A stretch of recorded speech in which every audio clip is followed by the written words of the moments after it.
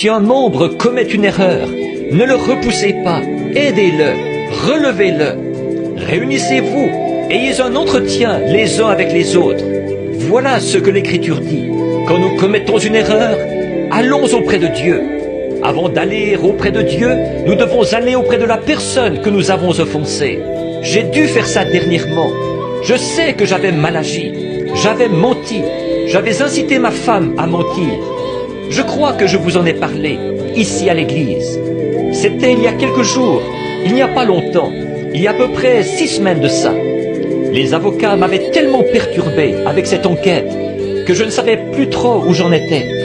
Je venais de rentrer du bureau pour dîner. Le numéro de téléphone privé a sonné et Meda est allée répondre au téléphone. Elle a mis sa main sur le combiné, elle a dit « C'est encore les avocats ».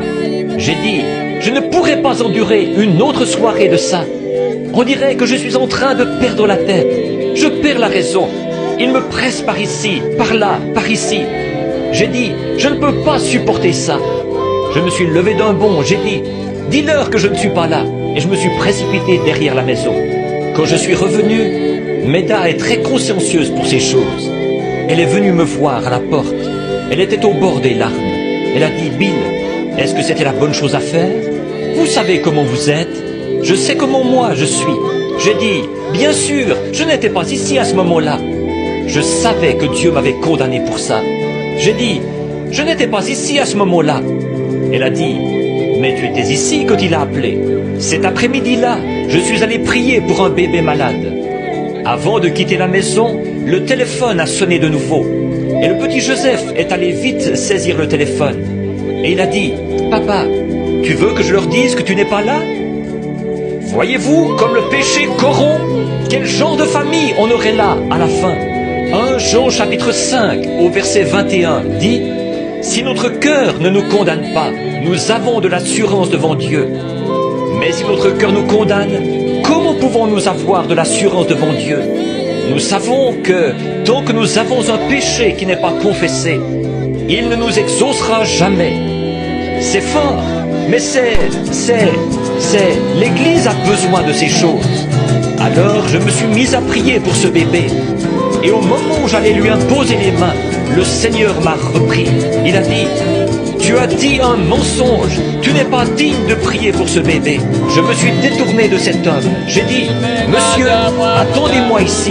Je dois aller rectifier quelque chose. » J'ai appelé l'avocat et je suis allé au bureau. Je l'ai fait venir. J'ai dit « Écoutez monsieur, j'ai dit un mensonge. J'ai fait mentir ma femme.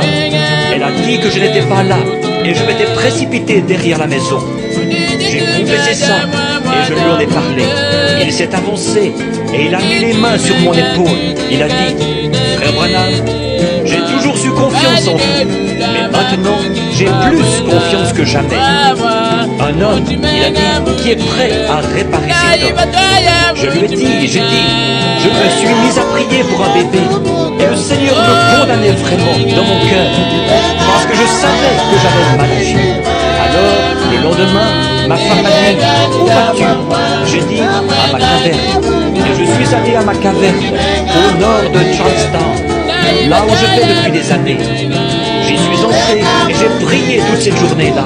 Oh Dieu, ne me laisse plus jamais faire une chose pareille. Pardonne-moi Seigneur, car au moment où j'allais imposer les mains aux malades pour prier, là j'ai eu la condamnation. Vers 3 heures de l'après-midi, je suis ressorti. Il y a un gros rocher juste là. Je suis monté sur ce rocher et je regardais en haut en direction de l'est, les mains en l'air, je louais le Seigneur. C'était tellement calme là-bas. Et j'ai dit, Seigneur, si seulement une fois tu as passé près de Moïse, il a dit que c'était quand tu l'avais caché dans le creux du rocher, que ça ressemblait au dos d'un homme. J'ai dit, voudrais-tu le faire de nouveau, Seigneur, pour me faire savoir que je suis pardonné? Et j'ai dit, si tu veux bien m'aider et me mettre quelque chose à l'esprit. J'ai dit, Seigneur, je ne suis pas très fort mentalement, parce que je n'ai pas d'instruction. J'ai dit, et j'essaye de te servir, tu connais mon cœur. Et je n'aurais pas dû faire ça, je ne voulais pas faire ça. On aurait dit que j'étais en train de perdre la tête, tellement j'étais meurtrier. Et j'ai fait ça sous l'impulsion du moment, comme Satan m'a pris au piège. J'ai dit, si tu m'as pardonné, alors permets-moi de te voir, Seigneur. Dieu est mon juge. Juste à côté de moi, dans un petit coin des buissons, il y a eu comme un vent qui s'est mis à soulever un tourbillon. Il est venu directement le long de la paroi de la caverne, là où j'étais, et il est reparti à travers les bois. Oh frère, une paix qui surpasse toute intelligence m'a envahi. Et j'ai crié, j'ai pleuré, j'ai poussé des cris. Je sais que mes péchés m'ont été pardonnés.